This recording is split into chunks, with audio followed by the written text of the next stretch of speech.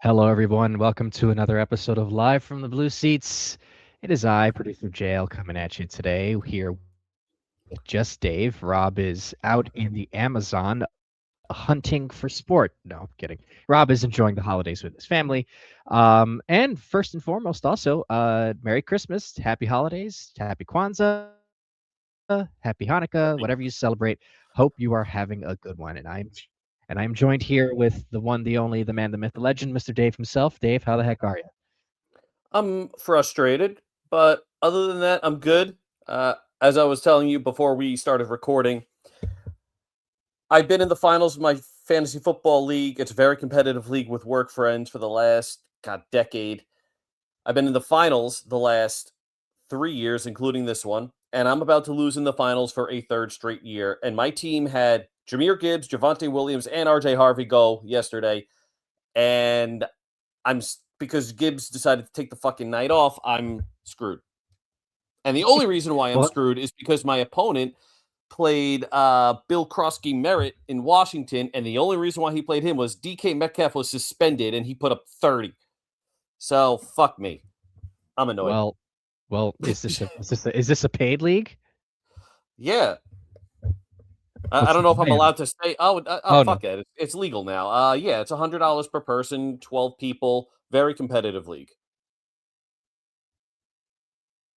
So winner takes 800 or so. Okay, so now I definitely do understand why. Yeah, so I definitely understand why you would feel upset about that because I'm in a fantasy hockey league, a keeper league, where we have a price. It's definitely not $100, but it's always nice to win. So I get your frustration, Dave, and honestly, it's warranted. This is actually the first time you'll actually ever hear me actually say that to a degree in relation to what you're doing, because most of the time I'll just come in and just bag on you, but that's okay. Um, You see, also, we gotta teach you how to do that whole giving shit to people thing because you can't do it all the time. It's gotta be spaced out so you keep them on their toes. well, And it gets what stale fast. well, what's to say that I don't do that? I just tend to be a little bit more liberal with you. Well, this I'm the only one that I can go off of, so this becomes a you problem then, not a me problem. I'm just, Well, if we're gonna talk it, about you problems, then we'll the just have to line get is into very debate on long. how. Oh boy. Yeah. Well, we'll just have to get in. If you want to talk about problems, you'll just have to talk about, why you don't think Vinny Prospel's obscure. I mean, anybody listening to this, I've seen our demographic. They all agree. So you're in the wrong here. Okay, well, I will leave that up to interpretation, but also thank you to everyone who's taken a look at our articles so far. I enjoyed putting those obscure Ranger articles together. Anyways, all right, so this is going to be a pretty quick show. As you know, it's the holiday season. The team is currently on, well, the whole NHL is on the holiday break. But before the holiday break, the New York Rangers came back and scored 5 unanswered goals against the Washington Capitals to win and go into the break with a win. Now, uh, here's the thing, though, at least in Dave's perspective, um, he is mystified at this team. And I guess that's what we'll touch on. Who exactly are these guys? Because look, I'll even agree with you on that point. There can be nights where even if they'll squeak out a win, they don't look like they're the greatest. But then they'll have nights like the other night. Well, they'll have nights like the other night. Well, they'll have some nights where they'll look good, but then they'll have nights like the other night where they will just look absolute dog water for more than 40 minutes, but then still manage to pull themselves out. Dave, who the hell are these Rangers? Frustrating. I don't know if frustrating is a who, but you know who they are? The New York Rangers this year are the embodiment of Eric Christensen as a New York Ranger. Wow. Should be better, skilled enough to be better, but not better. Go on. No, that's it. That's it. So what That's do you it. so what do you think that is then? Yeah, I have I think I just had a fucking stroke.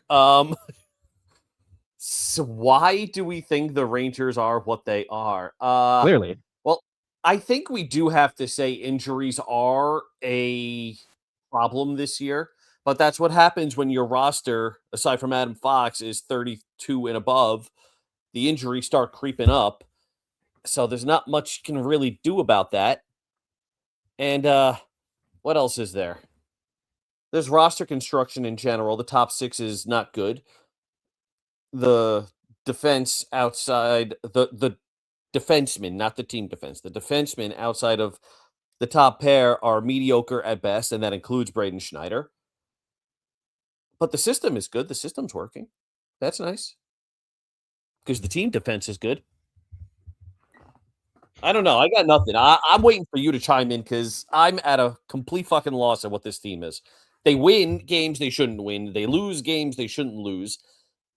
And every time I turn the TV on to watch them, my dog looks at me and says, "What kind of team are we going to watch today?"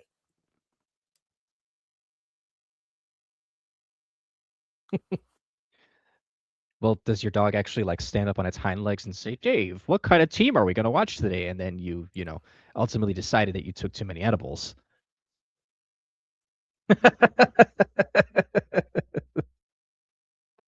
I am so lost at what you Oh, just said. I think you said I'm so lost at what you just said. clearly you could. Well, you said that your dog is trying to ask you what kind of team you're going to watch, and I just made the Well, joke that your he dog. doesn't like look at me and say, "Hey, what kind of team is this?" He gives me that look with his Well, Boston Terrier eyes, like but that's those why I made the bulging joke, though. eyes. I made a joke. That's why that you watched the Ranger games on too many edibles. Therefore, you're hallucinating the fact that your dog is actually talking to you. Okay, you are completely misfiring. I give up on If I this had one. to It's just explain that, ATL. come on. No, I understood. I know what an edible is. I'm not dumb. But you're completely misfiring right now. I Quit wasn't. while you're ahead. You're not even ahead. Quit while you're behind, dude. You're like trying to force it. All right. I wasn't even. No, I wasn't even questioning that you didn't know what an edible was. But okay. But if I had to, as you can tell, this is definitely post holiday a post holiday sluggishness. If you can tell, I honestly I really don't. It frustrating is the words. It's more I'm more mystified than anything with these guys. Primarily because again, you mentioned that they should win games that they're not, but they're winning games that they shouldn't, but they're losing games that they should win. You know, I mean, it's sort of this weird conundrum. And you know, with Adam Fox slated to come back, you would hope that a lot of what has been ailing them, at least offensively, can kind of sort of get remedied a little bit. Because let's be real, the power play has been really bad. I mean, the whole season it's been bad, but at least with Adam Fox on the back end, with hopefully with a little bit more juice with Scott Morrow and Gabe Perreault and Will Cooley in different spots on the power play, that they can actually be somewhat productive. But I honestly really don't know myself. I mean, they're definitely more entertaining than last season's team. And that's kind of what I've been banking on for the most part in terms of just sort of quality. They come out, they play hard for pretty much almost every night. And I don't know, they just it's odd. It gets to a point where if you're mystifying me and Dave, I don't want to say you're doing something wrong, but I mean, it's definitely, a slight cause for concern. But there's still a lot of time left in the season, and of course you have the Olympic break. You don't know how the team's going to react after that. But it's weird, man. It's just weird. That's what it should be. It's just weird, if that makes any sense. I mean, you did hit a good point. They are better than last year. Maybe not in terms of results because the results are looking to be exactly the same, but they do have more structure. They haven't given up the way last year's team did. The effort is there. And if you're saying that the effort is not there, you're misunderstanding what effort versus just being completely outmatched looks like. So the Rangers have been Right. outmatched Mm-hmm. Yeah. offensively, and that's what we're seeing. It's why we can't see them score in any kind of consistent manner. It's because they're outmatched and they're outclassed. They're older on their top end, and the bottom end of the lineup is either rookies or not noted goal scorers. So in that regard, the effort is there. It's unlike last year, but it's just like they are a boring team because A, Mike Sullivan's systems are designed to be boring, and B, they can't score to save their lives. So when they give up one or two, you kind of see it in the body language that while they're trying and the effort is there, you could tell that they've already kind of said, all right, another one that we're going to lose. Yeah, and another thing too is that there have been games where the system ends up creating a lot of the chances on goal. They just don't have the finishing power for it, which kind of I guess adds to the frustration a little bit, in the sense that you know they're putting chances on net. It's not like there have been games where they've actually looked good in terms of moving the puck around, cycling, getting chances on goal, but they haven't been able to put it in the back of the net. The two perfect examples that I'll use are the games against Edmonton and Washington at the Garden earlier this season. I mean, you talk about putting on a clinic. I was at the Edmonton game that week, or I was at that Edmonton game, and I wasn't there for the Washington game, because I think the Washington game came off a back-to-back when they were in Pittsburgh, which I was in Pittsburgh, and they weren't as aggressive, but they still won that Pittsburgh game, of course. The same thing in Buffalo too, where they weren't as aggressive offensively, but they still won.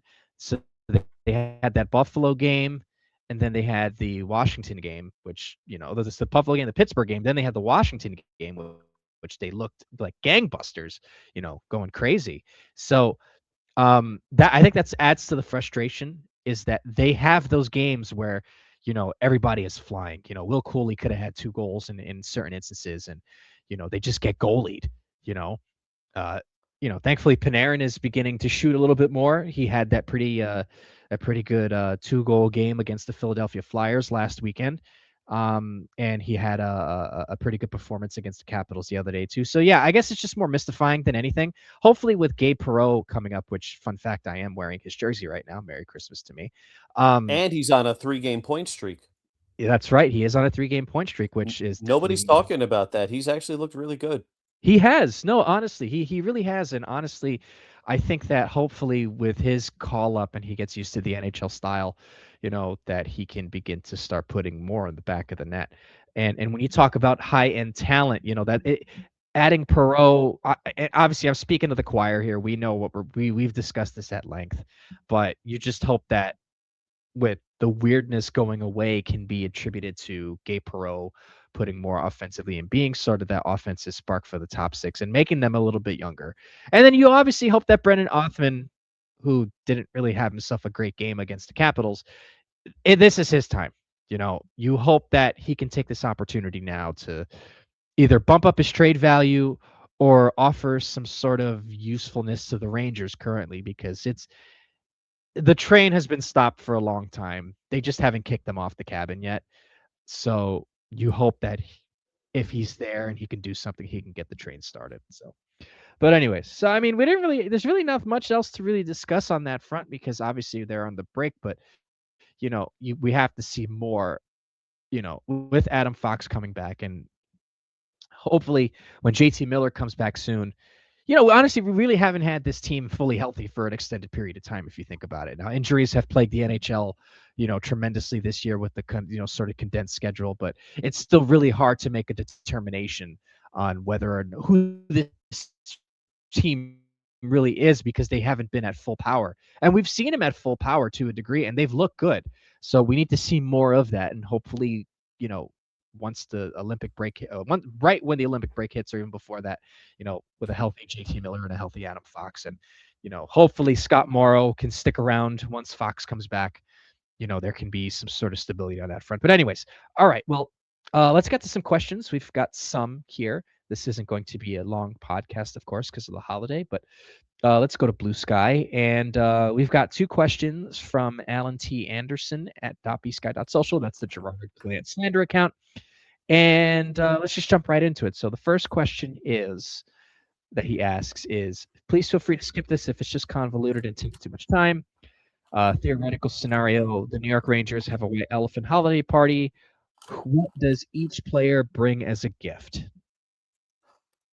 I don't know if I want to go through each player. That's tough. Adam Fox is probably bringing a new knee and hoping that he's able to steal it back from whoever gets it. Okay. What would Igor so Shesterkin is probably bringing goal support, and again hoping that he can, steal it back and get some fucking goal support. well, I will say, and this is going to be a very bad joke, the defense is going to give Igor Shesterkin a gift as a monthly subscription to the Jelly of the Month Club, because that is the gift that keeps on giving. Anyone who's seen Christmas Vacation knows what I'm talking about. First off, A, yes, bad joke. B, a white elephant party is not a thing where you give a gift to somebody. Yes, I am you aware. draw a number. That's why I said it was a bad joke, Dave. I know. You got to stick to the question. All right? Especially, because Alan has such the greatest name, Gerard Gallant slander account. That's a great name. I love it.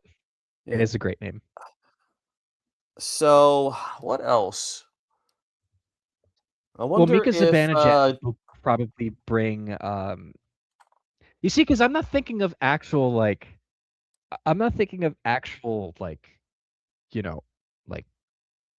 hockey gifts. I'm actually thinking like real life gifts. Like Mika Zibanejad would bring, I don't know, gift cards, or JT Miller would bring therapy lessons, or Gabe Perreault would bring, I don't know. Oh, Tinker what toys. JT Miller would bring? You know what JT Miller would bring? So, those stupid alpha male camps that are now a big thing, teaching men how to be alphas, which is the dumbest fucking thing in the world, by the way. Yeah. Miller would bring that for the rest of the team so that maybe they can, quote unquote, match his intensity, even though his intensity is more off the ice now than on the ice. Would he really? He doesn't strike me as the type of person to do that.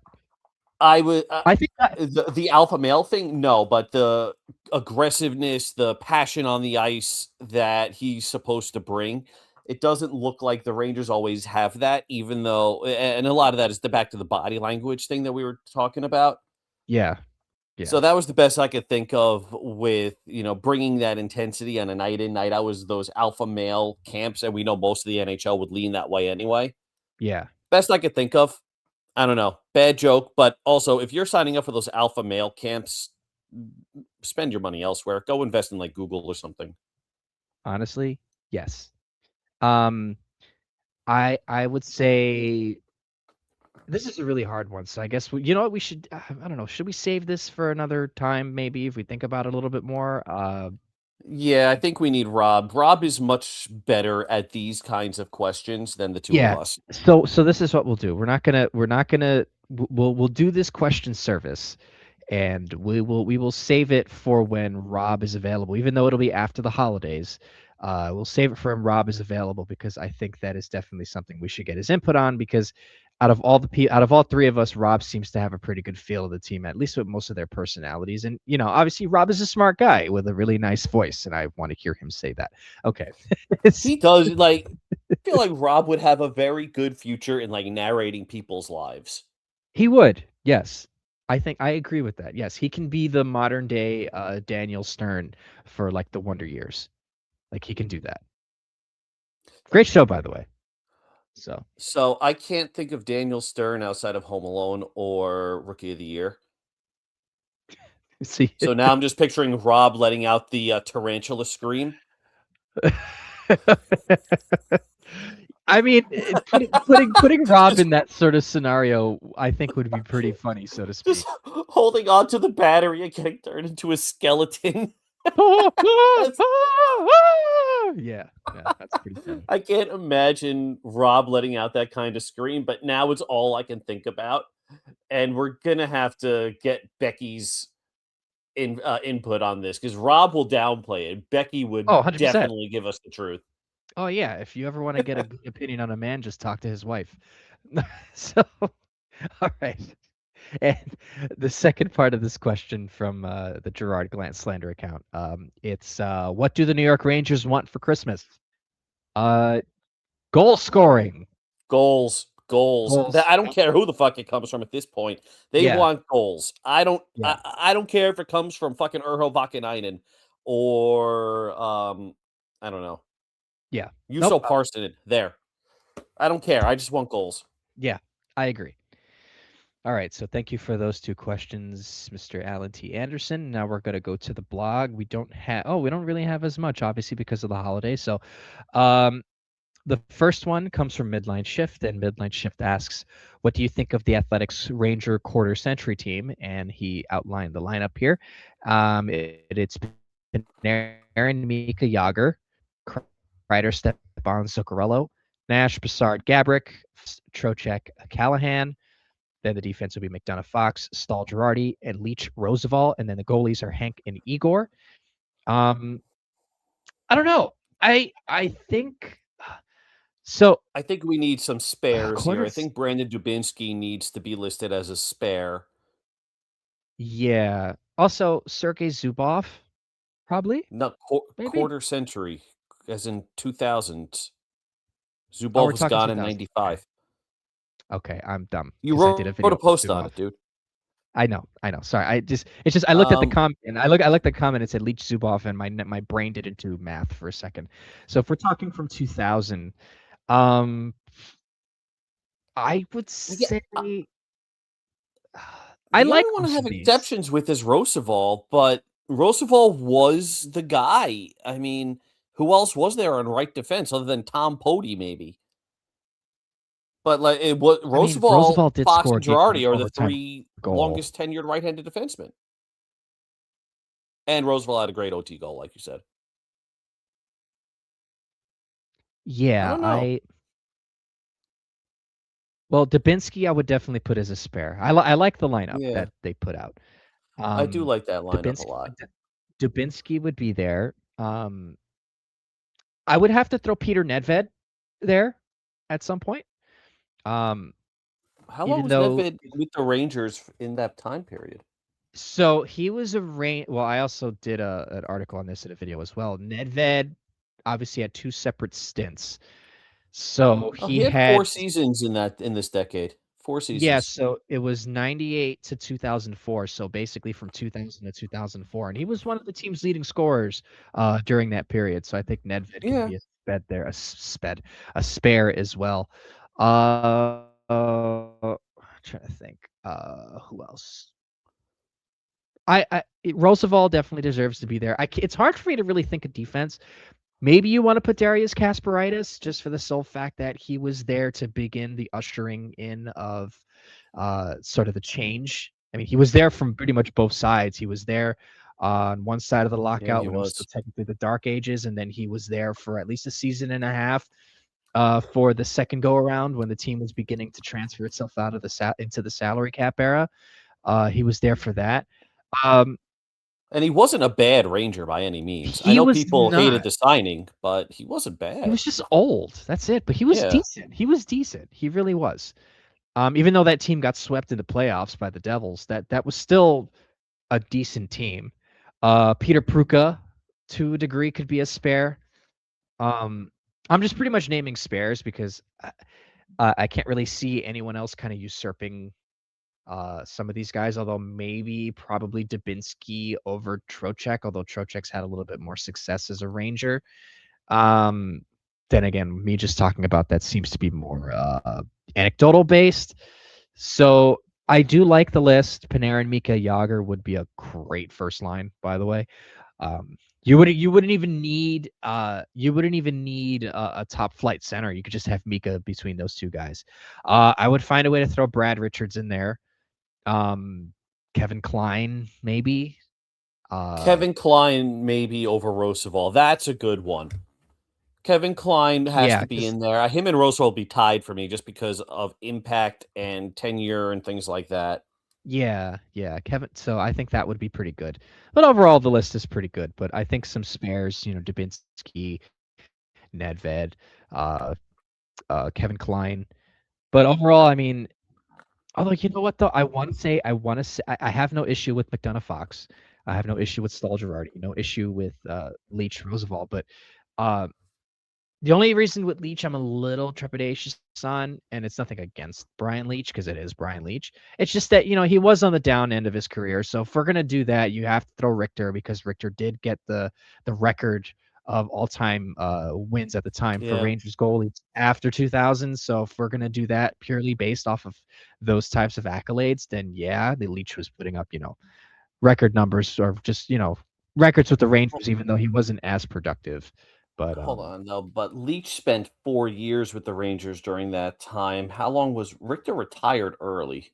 Richter So I'm just retired in pulling that up. Richter retired in I think 03, I think. Well, he was battled with a lot of injuries, obviously, to get Yeah, back to his 03, and busy then he knee. barely played. Yeah, He barely so played that final year. but he did get the record after 2000. Yeah, 2000 or 2001, so I think that kind of qualifies into that as well.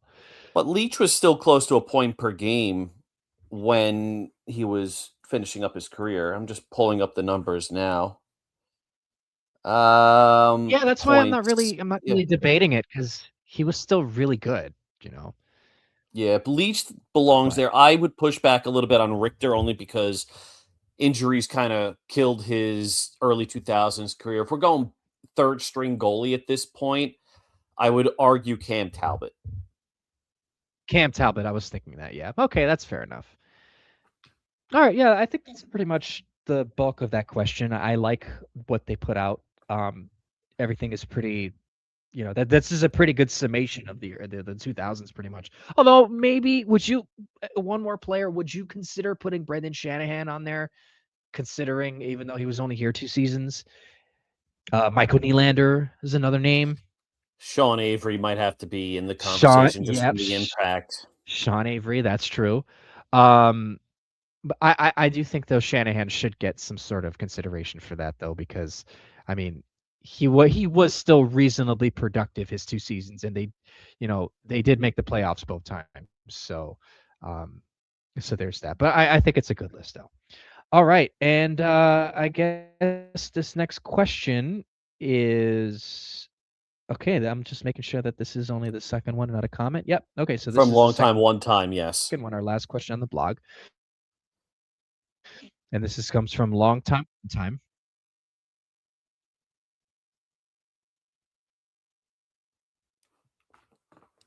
All right, let me just make sure.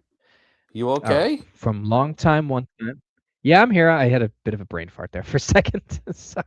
It just All went right, so dark, and I thought my internet crapped out again. no, no, no, no, no. It's just I had a brain fart for a second. I'm sorry. It's just one of those days. All right, this question says, we've reached the Thanksgiving and Christmas marks. What conclusions, if any, have you reached as to the team's chances the rest of the year, or should we wait till the trade deadline to see if they buy or sell? Sell, Mortimer, sell. Oh gosh. I'm Gosh, saying that because Richter put a Trading Places yeah, GIF as a reply. yeah, I And see if that. you Yeah, haven't seen Trading Places, great anybody movie. listening, oh my god, it's just amazing. Great movie. Uh, Sell, Mortimer, sell. But I think this is an interesting one because we can expand on. We already went through basically um, what they are, which is an absolute mystery. And I think the conclusion is if you're a mystery, just sell what you can and figure it out. But how does I'm going to expand on long time one time's question? How does the rumors? How do the rumors of a big splash sync up with what we think the Rangers should do? Can the Rangers make a big splash while also selling? And what is the definition of a big splash? Well, I guess just to kind of, I think they're trying to do both. Honestly, I think that they're trying to stay competitive while making a bigger move. But honestly, I don't just in terms of evaluations on what the team's chances are. I think they first of all, I think they make the playoffs. I think they do. The East is so convoluted this year that everything is so close that as long as they kind of stick to the formula and eke out a couple of more wins, I really think that they can make their way in. That being said, I think they know that, and I don't think that they're going to make a huge sell. They might sell off expiring contracts, like or maybe sell off, maybe like Taylor Radish, or maybe even Connor Sheary, if and then this is nothing against Connor Sheary. I'm not trying to badmouth the guy, because we've definitely expressed our support for him here in terms of what he's done for the team so far, in just terms of his role. But I think though, or maybe Urho Vakanainen gets moved, or just some sort of the fringe guys get dealt. And then maybe if they really want to take a big swing, then they go after, they'll trade some prospects for, a bigger sort of name. But I think ultimately they'll be in the market for a winger, and I think they buy. I think they'll do what they did similar to last season. They'll sell very little, but they'll look to try and bring in an impact winger, and I think they're going to buy. Now, if something happens between now and the trade deadline where they just absolutely and totally, completely tank, and it's also harder to figure out because of the fact that there's the Olympic break. So, you basically have all of February. They normally have like the end of January, early February to kind of evaluate, but you really can't do that for the sole fact that there's like literally just a giant spot in the middle where nothing's going on. And no trades can be made either because of the Olympic roster freeze. So But we're think going to have a secondary trade deadline right beforehand, which is last year similar to the Four Nations. right. But also too, with the trade deadline being in March, there's honestly, it really depends on how they do this month, or this upcoming month in January. And at least how they do in January and right before the break. So that would serve as one trade deadline. And then I'm not even sure. Let me just double check. NHL trade deadline 20. March 6th, I think. So okay, so basically, let me just double check that. It is, yes, you're correct. March 26th at 3 p.m. So basically, March 6th, not 26th. March 6th. Sorry, I'm thinking just January 26th. Sorry, March 6th. So basically, you have all of January, the beginning and end of February, and then the first week of March before that Friday, which is the 6th. So I think that you'll have a better idea this upcoming month. But I think they buy, because if they really wanted to buy, I you think they think they're going buy. to buy rentals? So, okay, is it buying rentals, or is it looking to make a trade for somebody under contract beyond just this year? And I'm going to extend this to this year and next. Well, that's the thing. Depending on it honestly, it really depends on where they're at, honestly. Do they trade for somebody that they have control over, that they can sign? Like a Jason Robertson, which I don't think will happen, but that's sort of kind of like the That's the framework only for name I something keep like that. mentioning. It's the Yeah, only well, I construction mean, name that comes up every time. but if you think about it though, if you have a healthy Adam Fox, you have Matthew Robertson, right? You want to bring some punch into the top six. Gabe Perreault, and then you might end up having to run it back with Othman at this point, or someone else from Hartford. Do you think the Rangers could potentially trade one of their first-round picks? I'm not saying this is going to be the exact trade, but if it's going to probably be a first, Lafreniere and Braden Schneider and another prospect for Jason Robertson to throw him in, and then you have enough money to sign him once Panarin leaves.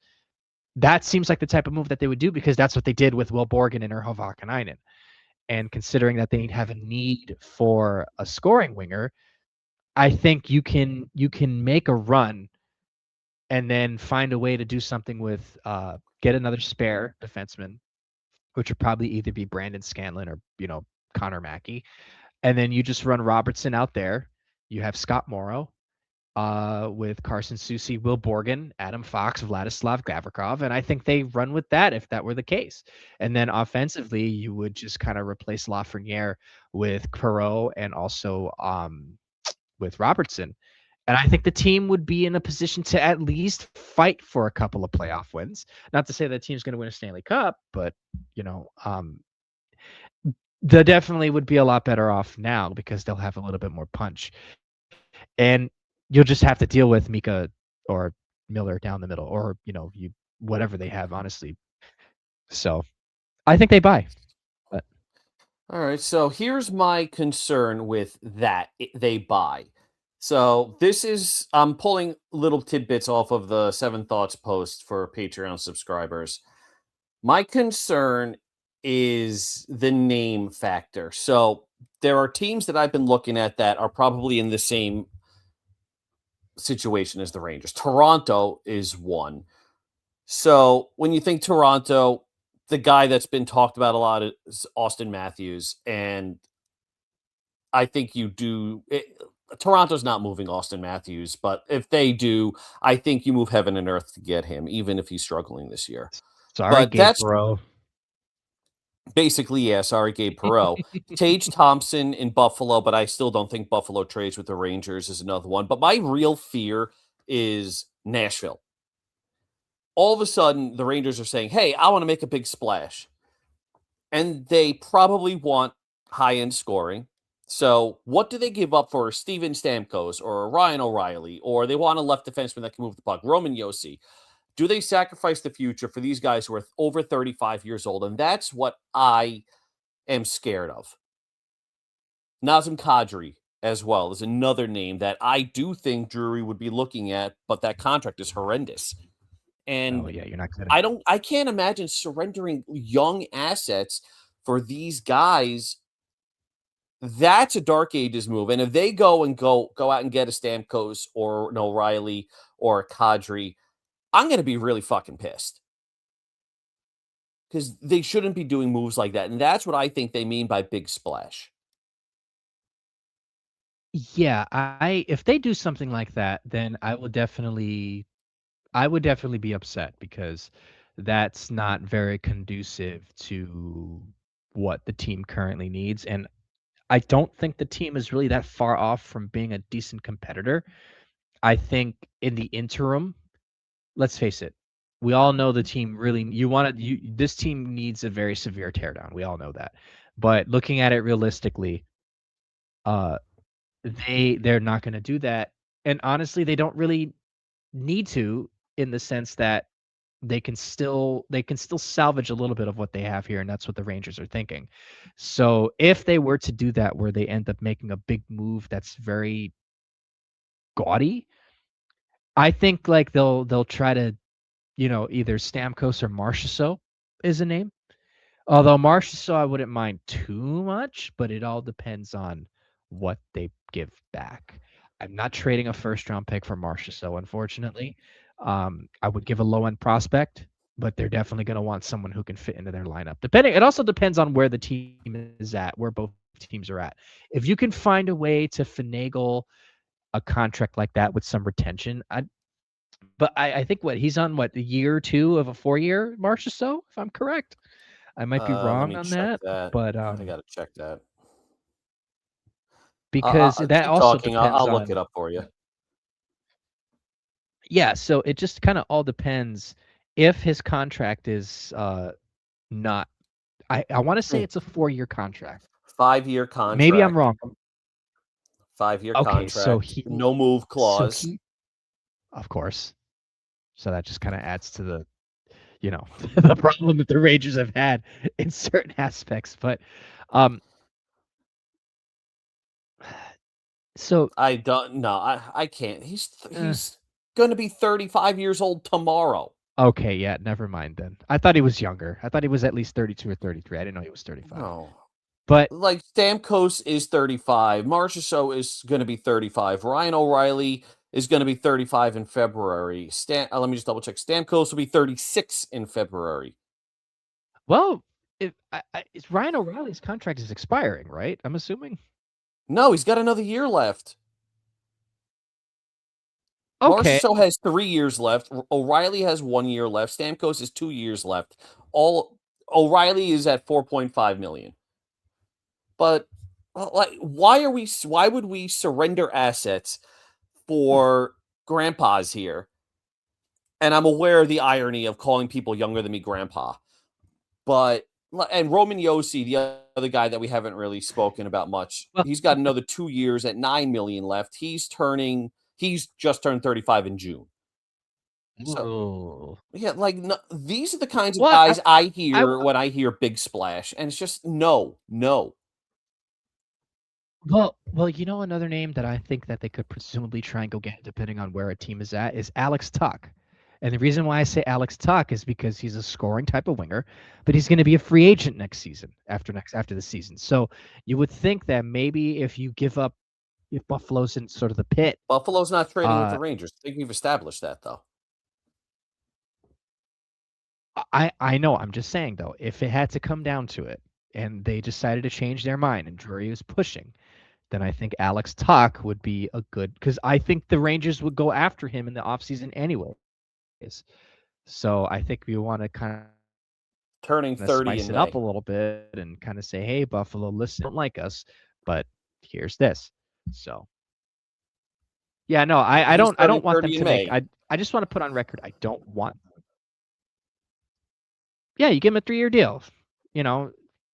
Because honestly, at this point, looking at the talent that's out there, you either want to give that money to Panarin, or do you give that money to Robertson, who you have to trade for? Or you can offer sheet him, which you can, but if you're just looking for straight players, I think two that just come to mind automatically, wherever you're just trying to retain them for money, is Panarin and Alex Tuck. I'm sure there are others, but I think those are the two that kind of sort of speak out to me. But anyways, we'll hop on that more as the months go on. But I think that pretty much puts a wrap to our episode, Dave. Any final thoughts? We're getting into our Jerry Springer segment of the show. Any final thoughts? No, honestly, happy holidays, everybody. Thank you all for the support. It really means a lot. And hopefully, when the Rangers return to hockey tomorrow, we'll have better days ahead. I concur. Being that this will probably be our last podcast of the calendar year, I want to say thank you to not only Dave, but also Rob and the rest of the Blue Seat Blogs crew, and to the readers, the Patreon subscribers, and all of our listeners and people who take note of us here. It's fun doing this. We enjoy doing this. I enjoy definitely doing this. And we thank you for not only reading, listening, watching, but also giving us questions and things to talk about. I'm truly grateful for the opportunity to be able to provide Rangers content for you in a very, very, very welcoming environment, even though Dave bullies me. But every single person on the blog has been nothing but wonderful, salt of the earth people. And to those who listen, you guys are the best. So going into the new year, we'll continue to do the best we can to give you top-notch Ranger takes. And of course, we'll be here to guide you along through the ups and downs of the Rangers season. And hopefully, like you said, Dave, with the break being over and the Rangers are playing the Islanders tomorrow, that they'll we'll have some better days ahead, and we'll hopefully see this team make the playoffs. So with that being said, subscribe to our YouTube channel. Feel free to check out our Patreon. We have some exclusive content there. But give us a like, give us a follow, check out our stuff, and Happy New Year, Merry Christmas, Happy Holidays, Happy Kwanzaa, Happy Hanukkah, and let's go Rangers.